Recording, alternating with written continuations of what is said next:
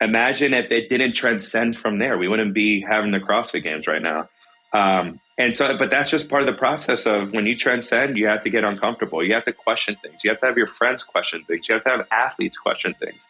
And then you have to have the know-how to explain what you're writing down.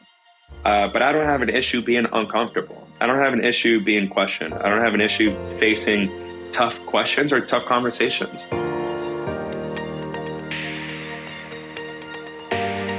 What's up, guys? Welcome to the Invictus Mindset Podcast.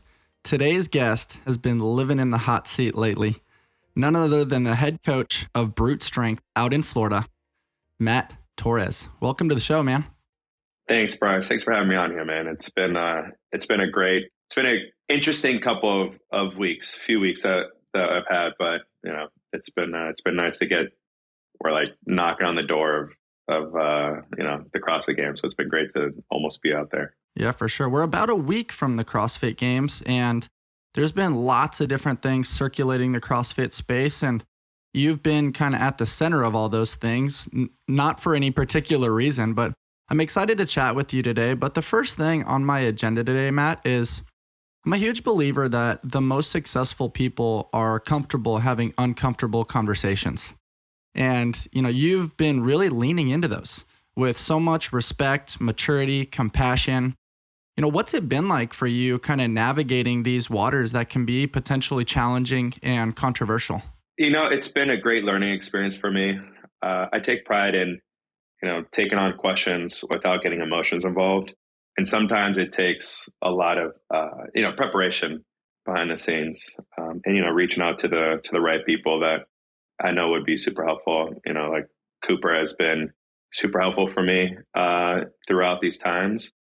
Kind of being my bumper per se, like a bowling alley, and making sure that I'm like staying in the correct lane. Because we can easily, speculate or assume things, which is not very advantageous. So, it's been interesting.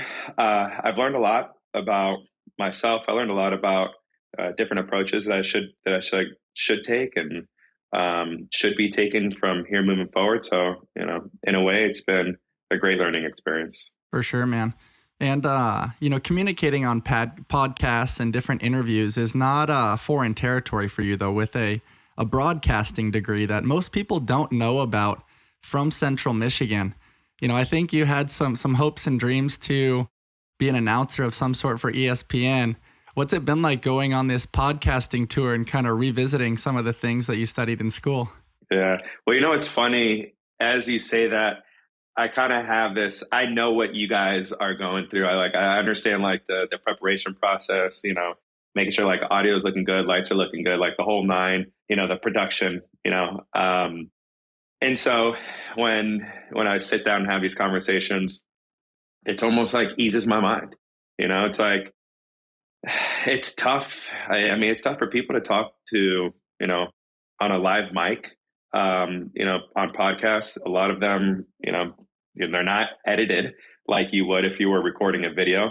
And so, it's been, in a way, kind of nostalgic, I guess you could say, being behind a camera, having to read words scrolling down on a screen and not messing that one up. But, it's nice. Honestly, it just feels like I'm just talking to my buddy across the screen. We've been in this like the last 2-3 years, like on Zooms and FaceTime so often. It's like, you just got to get over the fact that everyone's talking to a microphone, which is honestly, sure. it's part of the reason why, like when I'm on these conversations, I kind of just like to hang out and chill. Kind of like if I were to be having a drink with my buddy and just relaxing, and it just kind of like takes off a lot of the pressure. I love that, man. And that's what it should be. Just true authenticity, like two people kind of storytelling, and hopefully a few of those stories can have a positive impact on the world. But I love that you unpacked a little bit about the process. The studio, the lights, the optimal audio, the optimal video, trying to be as clear and concise in navigating the conversation. And you've been somebody that is very notable around enjoying the process. And, we can kind of segue, podcasting or broadcasting process and kind of relate that to the coaching process. Yeah. And in a world that, is so obsessed with this outcome, And they sometimes lose sight of the process and of, the stairs that need to be climbed one at a time. What are your thoughts on this? Man, this is such a good question. So I remember when I was in college, it was the first time I heard, a motivational speaker or even a coach talk about the process, the journey. And I was like, dude, I don't like when you're young, like you want to understand it so bad, but you haven't walked the walk yet. So you haven't really gained that understanding, that thorough understanding of what your process and what your journey is in all reality. And to me, when I think of the process, I think of like the process to mastery, whatever the case may be, right? And there's a lot of really, really good books out there to talk about this subject. But as a coach, who I was, and I guess all of us can have, the same type of history lesson. You go back in time, you're like, dude, if someone saw the shit that I was writing, back then, they would have been like, you would never be good, you know? But I do think I think it takes in a coaching process and trying to be the best there is. You have to be, I think for me, you have to be willing to say, where do I want to take this thing? If I'm going to coach, what am I going to do with it? Am I doing this to fill a void to get to the next area of my life that I'm getting to? Or am I going to be a coach that is going to be known in the record books as like one of the best in the world? And I remember having that conversation with one of my mentors, Nick Fowler, which has been in the game for a long time. And he asked me that question. He's like, Matt, what do you want? I was like, Nick, man, I want to be up there with the best. I don't want to be just some guy doing this just to make an extra couple bucks. It's like when they say these group of people, I want my name to be right there with them. And as soon as I kind of solidified that, I kind of just my journey just took path. And so what's cool is, and what I do and what other people do is, if you have a mind, like a creative mind of questioning, just question everything. Nothing is the end all be all. And I heard this once, it was through Training Think Tank. It says fitness is transcending, right? So an easy way to think about that is what was that machine that we would see like in the black and white films, and it jiggles like their sides like this, you know what I'm talking about? It's like, that's what like fitness was, 45 years ago. Imagine if it didn't transcend from there. We wouldn't be having the CrossFit Games right now. But that's just part of the process of when you transcend, you have to get uncomfortable. You have to question things. You have to have your friends question things. You have to have athletes question things. And then you have to have the know-how to explain what you're writing down. But I don't have an issue being uncomfortable. I don't have an issue being questioned. I don't have an issue facing tough questions or tough conversations. I love that, man. I think it's so cool because it takes courage and bravery to push the boundaries a little bit. And, everybody wants to relate to history in the past of what worked, but what worked isn't necessarily what's working. And sometimes I think that's relatively challenging because everybody wants to reference studies. And I look at things and I'm like, well, there's lies, there's damn lies, and then there's statistics. And it's like you and I both know we can monopolize statistics by moving around so many variables to get the outcome that we want to create buy-in. And that's what we probably describe as marketing. Yeah. And it's like within this fitness world, there's trial, there's error, there's meeting people where they're at. And, you've been popular talking about coaching the human first. And humans are complex creatures having a spiritual experience. And sometimes I think that gets lost in the art of progressive overload and periodization and things that can work, but don't always work. Mm-hmm. You know what's funny, right? So you can probably relate to this.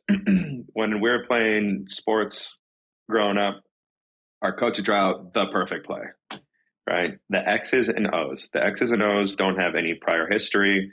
They don't have any bad habits. They don't have any emotional ties to anything. Humans do, right?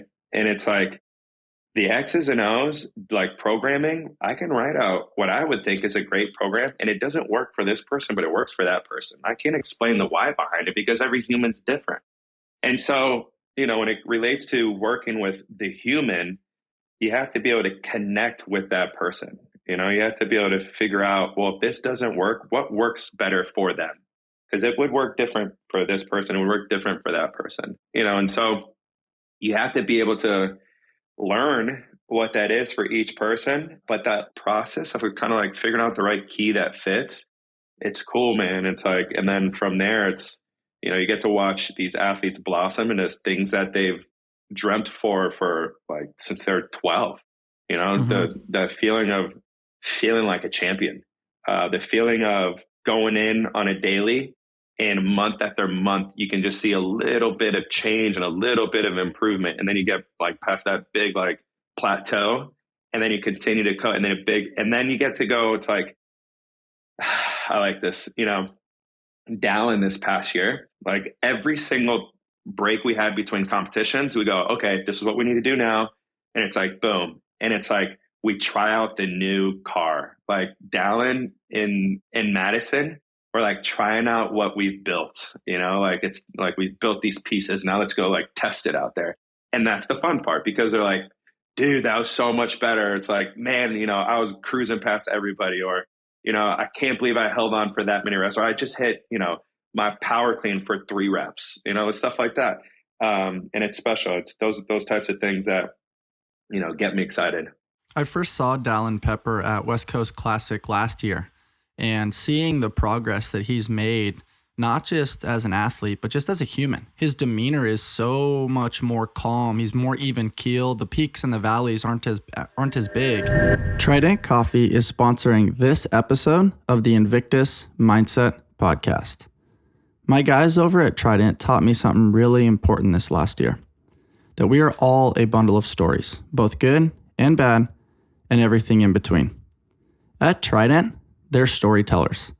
All of their cold brews remind their customers that they are part of something bigger than themselves.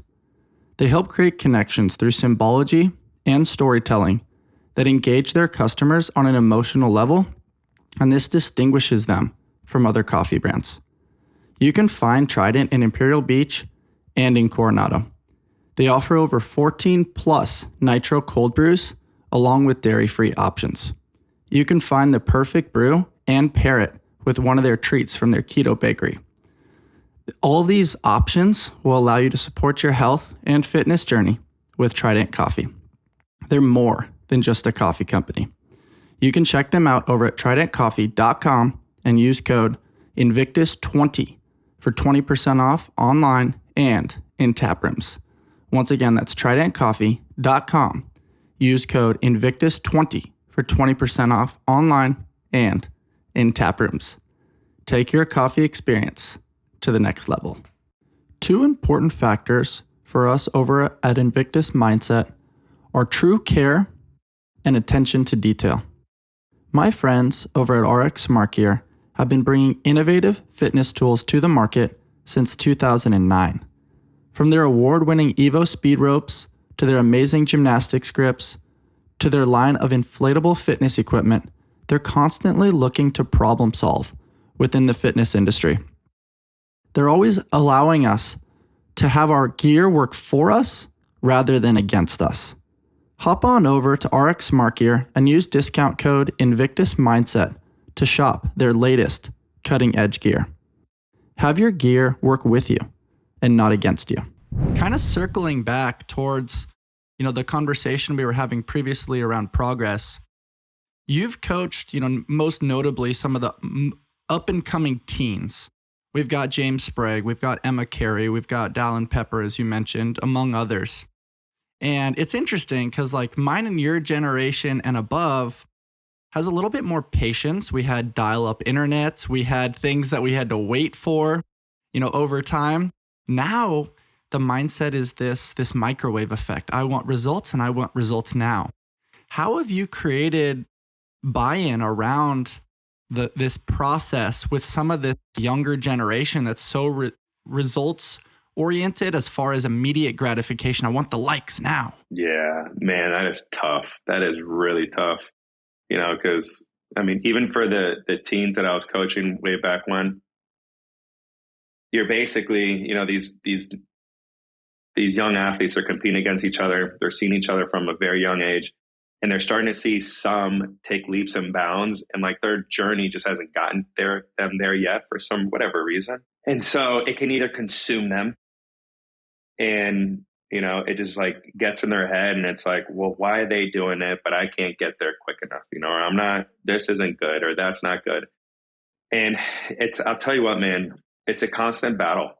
It's something that, I hope that the conversations I have with my athletes, that they're well aware and they're well in tune with the fact that this is just like, it's time, but sometimes it's like, it can easily consume, it can motivate some, but it can consume others. And I think it's a very fine line. Like, you can almost be on one side of it where it motivates you, right? Because of whatever pain, you're not going to take that shit anymore. Like, you're not going to get beat in this anymore.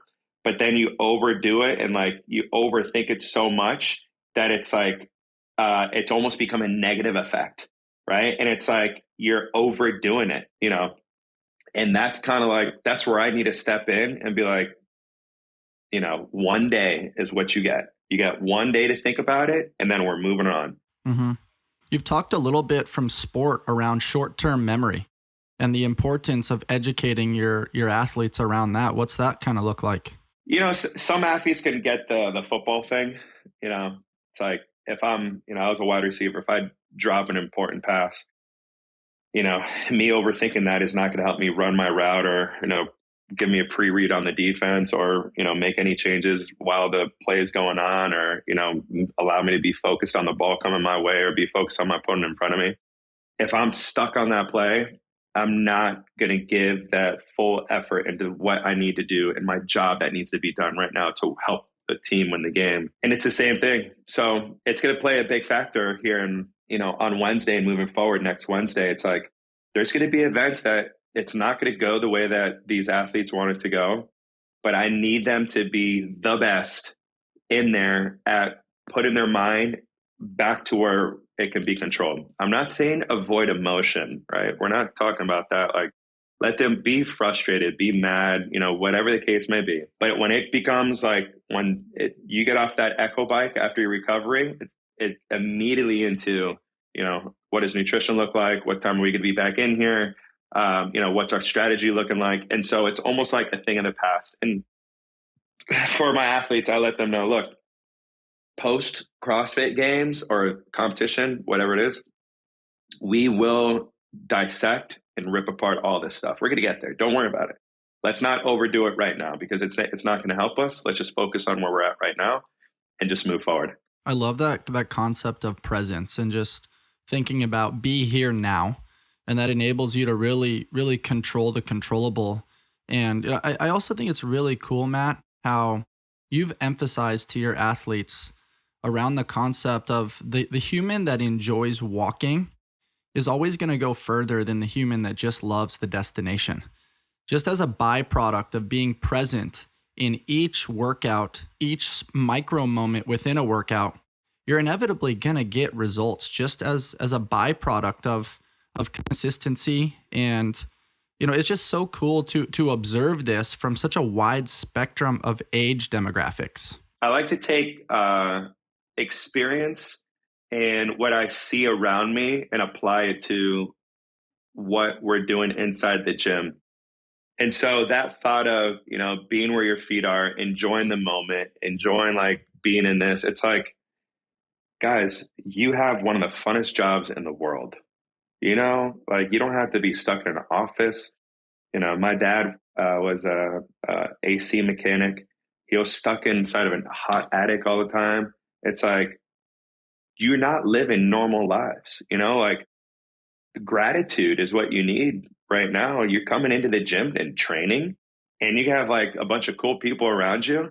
It's like, there's rarely ever is there like a serious atmosphere in here. And so that's just kind of like, you have no idea what the grass is like on the other side, because this is literally, it has been your life since the age of 15. And so, it's little things like that where it's like, all of them are very appreciative. All of them, like, they get it, like they understand it, and I don't know if it's because they're still kind of young right now. Like anyone in in any person in the world, you will feel like you're getting tired of it, right? You can have moments where it's like, man, I'm just like exhausted with just coming in, just fitnessing every single day of my life. It's going to happen, but that moment hasn't come around yet for these athletes because they're still kind of young. But that'll be a whole nother conversation with them of, it's okay if you break, like take a rest, relax a little bit. Yeah, for sure. You've mentioned a few times that these athletes have been getting after it since 15 years old. And sometimes that leads to the mentality of, man, I've really been a slave to sport. What else is out there? I want to be a normal human. I want to have a drink with my friends or, have these experiences that other people are having. And inevitably, the human mind is conditioned to think, no matter how good you are, you want more. And you've been talking about how it can be a strength in the sense of, trying to be a high performer, but then it can also be one of our biggest flaws. How do you control that, with regards to some of these in-depth conversations that you have with these young athletes that have been in the game for quite some time? That's a conversation I have with my athletes that's outside of sport. It's like I think Emma sent me a text. They have swimming on Thursday, and there was a little bit of lightning outside, so the swimming was canceled. And she was like, hey, swimming's canceled. Can I do anything else? I'm like, it's your recovery day. It's your rest day. And I texted her, I said, if you could choose anything in the world to do on your recovery day, what would it be? And she was like, I would do this and I would do that. I'm like, perfect. Go ahead down to the local bookstore, relax over there. Like, just be someone else other than, Emma, the CrossFitter. And this was honestly this is the scary part, man. The reason why this is such an important topic is if CrossFit was taken away from you, who are you? And it's like, you don't have and for any sport, you don't have a person attached to it. Cause there's in this scenario, there's Emma, the human being that has so much potential in the world, right? Of, friends and family and travels, whatever she wants to fill in the blanks with. And then there's Emma, the CrossFitter. But if you don't find that balance in life, the moment that gets taken away, stripped away from you for whatever reason, whether it's the end of the career, after, retiring, or a potential injury, it becomes very, very, very difficult to find who you are. And the reason why I say is from experience. I mean, I've had so many times in my life where, focus so hard in one area that the moment it was taken away or a big major piece of adversity hit me, I was lost, really is the best word to use. And I was like, I don't even know where to even begin with. These people have established their lives outside of their jobs. They're not I think of this is crazy. It's think about the banker, the person that's behind the desk. Let's call him, I don't know, Banker John. No one in his life sees him as just Banker.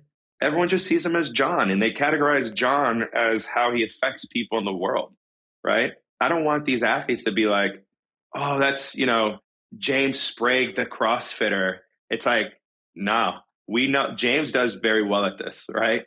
James Sprague is James Sprague. And then he's also one one very, very, very good CrossFitter as well.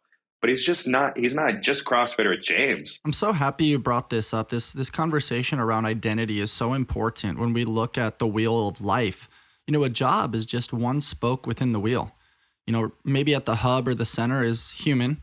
And then from there, it's maybe you're a significant other, maybe you're a brother, maybe you're a husband, maybe you are a banker, but also a CrossFitter.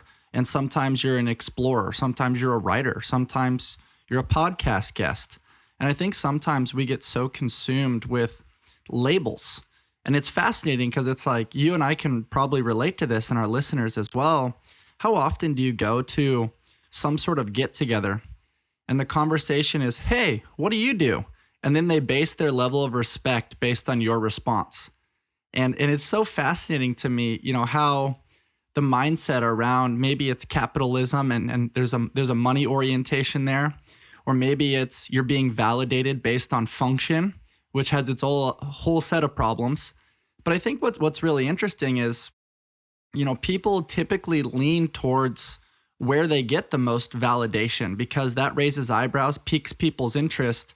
And I personally believe that our highest forms of currency are time and attention. And if you're getting attention based on your title, well, now that makes you lean a little bit heavier in that direction, Yeah. What drill I did before is like writing my own eulogy. And I forgot where or when I did it. But think about it, it's like this whole, paragraph long thing that was written, like one sentence gets CrossFitter. That's like, I don't know, 1 to 5% of your entire being. You have so much more. It's like, and who you will be, it's totally up to you. Go explore. There's nothing wrong with it. You're going to find that, some of your closest friends, their enjoyment does not bring you enjoyment, and that's all right.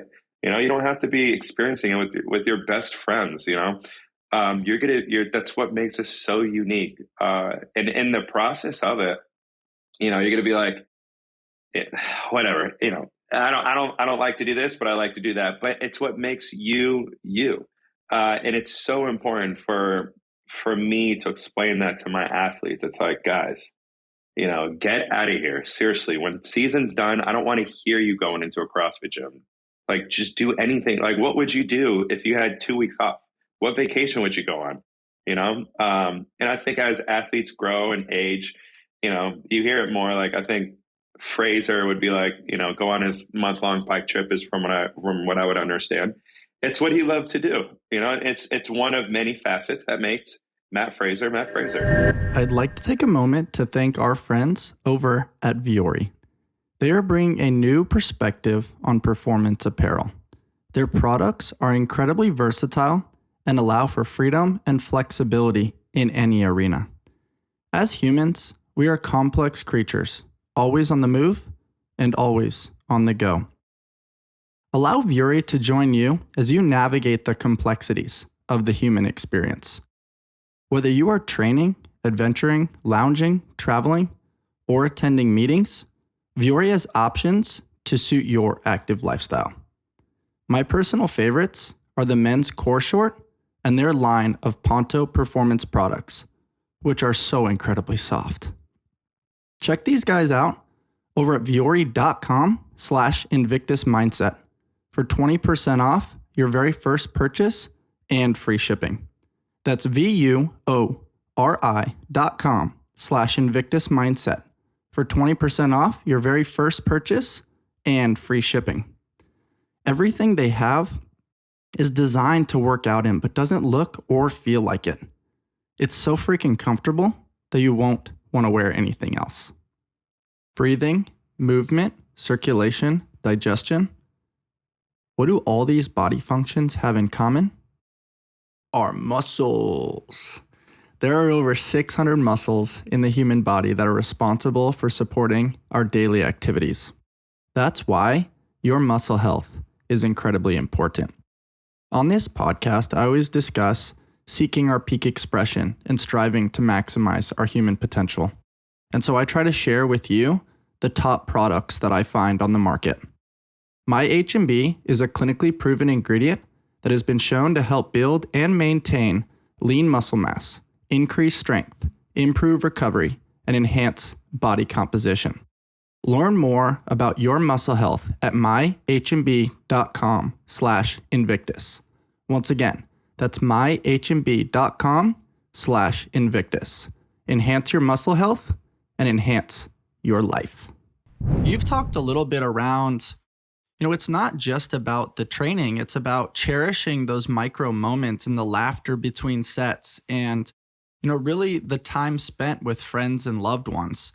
Will you touch on that a little bit as to how that really makes up those smaller stories that ultimately make up your life? Those stories, like experiences, I think is the best way to go about doing it. And it kind of comes back down to this. I've been to the parties that were like, in Vegas with like, the best tables and whatnot with not the most fun people in the world, because I thought that's what was going to bring me happiness, was like, right there, and the DJ's right there, and it's like the best looking people in the world are right here around me. And it's like, but I was missing like one or two key people around me, the ones that I just like were like some of my best friends. And, it comes back down to this. It really doesn't matter what you do and where you go. It really matters who you're doing it with. I could sit down and play cards with three of my best friends, and we would bring up moments like that for like years to come because of how hard we were laughing or whatever the case may be. But it takes those tiny moments. That's so much more fulfilling than, thinking. And this goes back to like the world that we're living in. It's like, man, on IG, I scroll through my feed and it's like, a picture of Austria, and it's like beautiful. Right. And it's like, you go out there and you're like, this is everything that I was hoping for. And you go out there and you're like, you feel almost empty at times because you're not there with the person that you would want to like to experience it with it the most. And it even leads to this. These athletes, they want to be number one so bad, right? And it's like they do everything in their power to get there, and they finally get there. And it's not what it was like all cracked up to be, because oftentimes you have to neglect some of the things that your friends are doing in order to be number one. And it's like you have to live that dull, monogamous, reoccurring, repetitive life in order to get number one. And then you get to number one, you're like, I mean, I don't feel any different, and so it becomes even more important, as you say, like those little tiny moments throughout the journey and throughout the path to get there. It does become very, very, very vital. I can't help but lean into a statement around must be nice. Have you heard that before, where it's like, must be nice to be on top of the podium? And it's like, little do you know all the sacrifices that went into getting there. Yeah. And this last weekend, I got off the grid a little bit and I hiked up to John Muir's favorite lake. It's about a 16-mile hike. You're getting overwhelmed with bugs and dirt, and you're by yourself. And I was like, man, when was the last time I unplugged for over 12 hours? I'm going to explore this. And of course, I posted a picture from the top, and everybody's like, where is that lake? I got to go there, da-da-da. And then when I told them how far it is, how challenging it was to get there, like, oh yeah, I'll just enjoy your picture. And I think the world sometimes, is leaning away from the challenge, and they're so obsessed with the outcome. And I think this is part of the psyche associated with this overarching concept that we're seeing in CrossFit and other sports around performance enhancing drugs. Sometimes, people want to take that subtle shortcut to try to, maximize their potential and get to the podium. And, what are your thoughts on this from a broad and inclusive standpoint, based on what we're seeing? And it's not just in CrossFit. I think it's just really popular in CrossFit right now because everybody like me has a podcast and is talking about it. And there's just a lot more media around it in comparison to other years. Yeah. I mean, I guess it's easy, I don't know. I think I'm curious of this. People understand the length of time and the path it takes to get there. And if that is something that they're like, I'm this age right now, I got to be competitive sooner. I don't know if that's the reason why, or they don't know. They don't understand. And it's like, everyone's got to be doing this. Like the amount of people that will be like, oh, CrossFitters, they're all doing steroids. Look at the way they look. And it's like, well, I mean, you just don't understand it. So I'm curious if it's like which path it's from, but I do think like people want to be competitive so bad, for whatever particular reason, that, if they decide that that's the path that they're going to take in order to get them to the goal that they're going to do it, maybe their moral compass is just not aligned the way it should be to even feel like it's the right decision. Like, I don't know. I would consider a lot of things, like what would my peers thinking about me? Would they respect me? What would my family think about me? Like all these things come to my mind. And so it's almost like maybe it's making sure that they're spending that time in that area where it's like, how, like I'm considering this. What other things in my life am I shortcutting? My relationship with my significant other, my job, is there like, and if there's a common theme in there, it's almost like, you got to look deeper into yourself. Like, I don't know, maybe eat some mushrooms a couple times and figure shit out. I mean, that's a big thing right now, psychedelics and, seeking peak enlightenment and letting go of things that are no longer serving you. But I also think it comes down, to a self-respect and upbringing. And as you mentioned, with humans coming with past experiences and history, it comes down to also, hey, if I perform really well, I will be loved. I will, get the pat on the back. I'll get the high five that I've been craving. And, sometimes there, like you mentioned, there's a moral compass there that's deeper than, hey, I'm trying to cheat. And I also think people outside of the CrossFit bubble that are like, oh yeah, everybody's doing steroids. It's like, it's cool to see ordinary people doing extraordinary things, and people that can't comprehend that just assume the worst because negativity is so loud. Positivity kind of sits in the back skirts, and it's just so easy to label things that haven't been done before with a negative connotation. What's been really difficult, I think, for the athletes is dealing with negative comments. It's from all the keyboard warriors out there that seem to be an expert in everything and lack compassion and context. Yeah. Well, here's the funny thing is, if you were to go face to face with the person, just see them in person, like nothing aggressive, and just be like, dude, like what you do affects me. Like I'm a normal human, just like anyone else. I guarantee they would immediately apologize and like break down. It's like, I just don't blah, blah. And like, that's why it's so easy just to be on the thumbs and writing it. But here's the other thing. Here's the double-edged sword is if they weren't talking shit about you, maybe you're just not good enough yet. Maybe you're just like not worth talking about. And that's something I would tell my athletes that, let's flip it around the other way. If they weren't talking about you, you probably aren't in a position to be talked about, and it depends. Obviously, it's very dependent upon the athlete in the current situation. But it's like there was many times that Fraser and Froning when he was up there, a lot of people were talking shit about him. And dude, the amount of like steroid talk about Fraser and Froning throughout that time, it's like if they weren't having those conversations, it would be about whoever else was number one. And who wouldn't be number one? Fraser and Froning. And it's like, you reach back out to them and be like, would you take all this like shit talking here in order to be, win the CrossFit Games? They'd be like 10 times over, please talk more shit. It's kind of like that analogy that I mentioned, climbing towards that lake. They're just bugs that are like kind of hitting you in the face a little bit.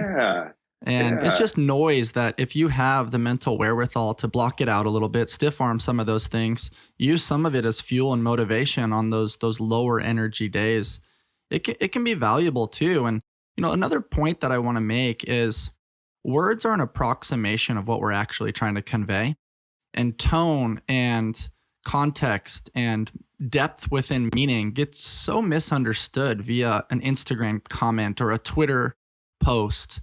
And I think it's important sometimes for people to take that into consideration too. Definitely. Yeah, context is huge, right? I mean, just look at the last like 4.5 years about context.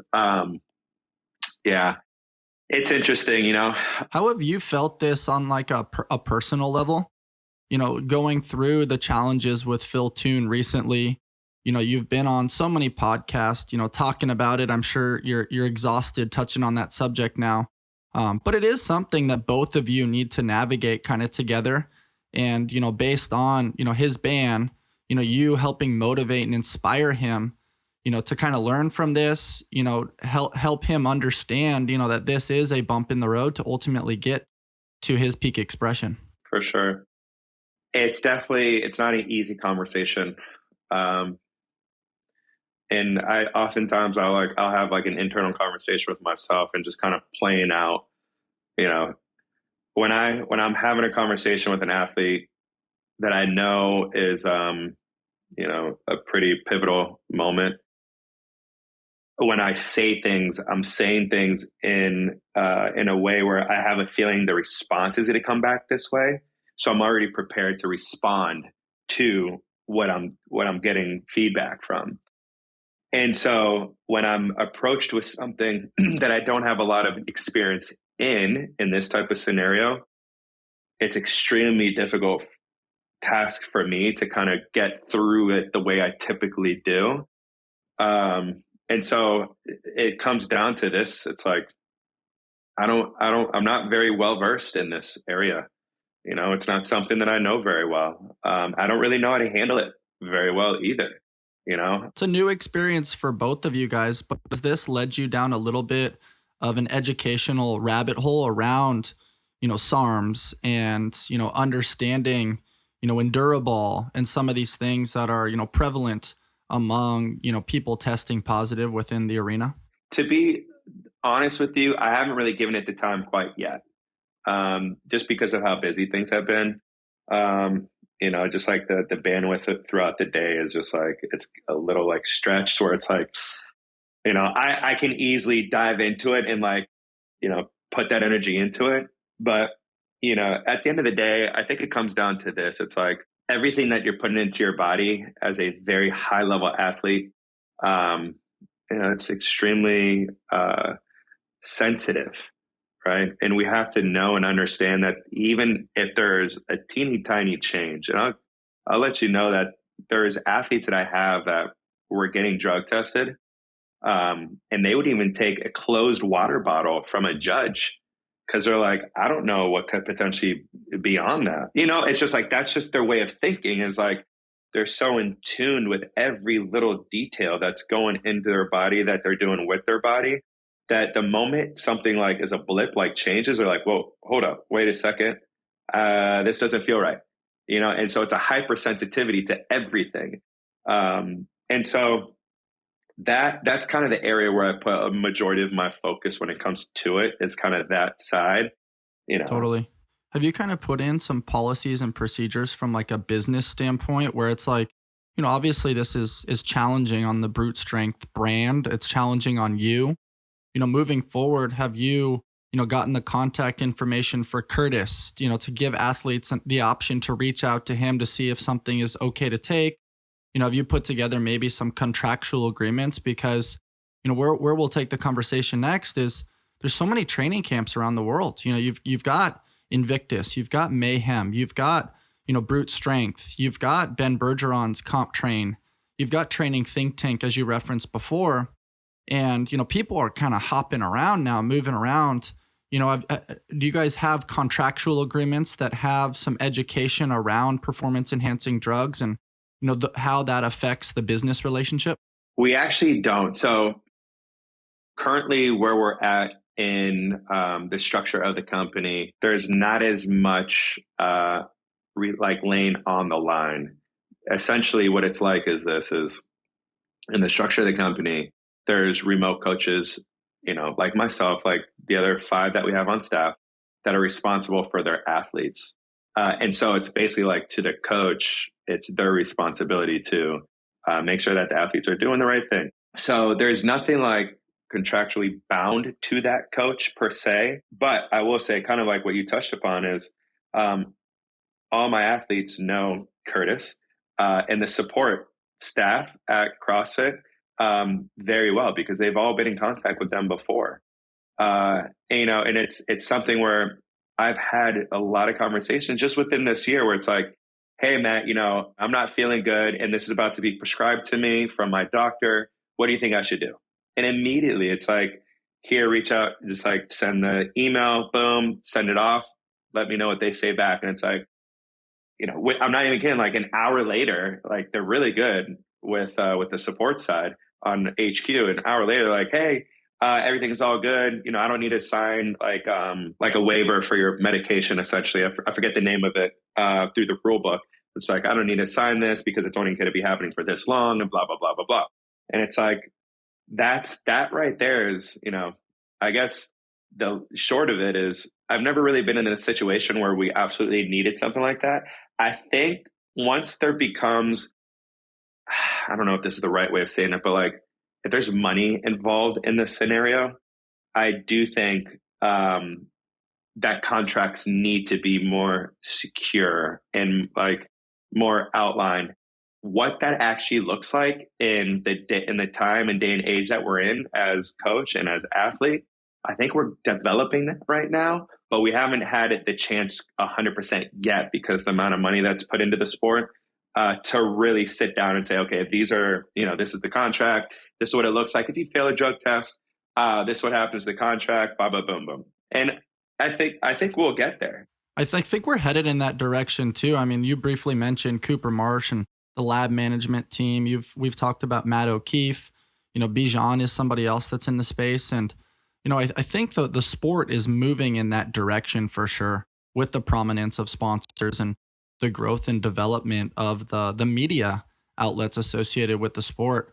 And, we talked about the different training camps that are out there. And, it's been obviously popular news that Danielle Brandon moved from Underdogs Athletics with Justin Kotler, moved out to Florida with you. And, she's a fiery one. She comes with a lot of energy. She's performed at an incredibly high level. I mean, I would assume she's one of the favorites to kind of challenge for a podium spot this year based on, her performances so far. But I mean, it was big news. It's once again controversial because, everybody wants to throw in like, hey, did brute strength take Danielle Brandon? And I'm sure there's a personal story associated with that. But, how have you navigated that and really focused on her preparation leading up to the games in a week? Yeah. What's funny is like when we're training, no one in the gym is really like even thinking about that. Danielle's not thinking about it. I'm not even thinking about it. I have a tendency to like kind of just like things just fall right off my shoulder as it is already. But, like when it comes to training on a daily basis, her as an athlete, there's a reason why she's really good. There's a reason why she was really good, in all of her other sports leading up to this day right now. It's like she's in the moment and she picks things up really quick. It's like, I think that's the most exciting thing to see as a coach is to have an athlete that is open, an athlete that is, is picking up on things really quick and is very excited. I think it's like, it's a lot of things that are very motivating. And through the last, 3 weeks or so, there really hasn't been a moment where we sat down and we're like, well, let's digest this.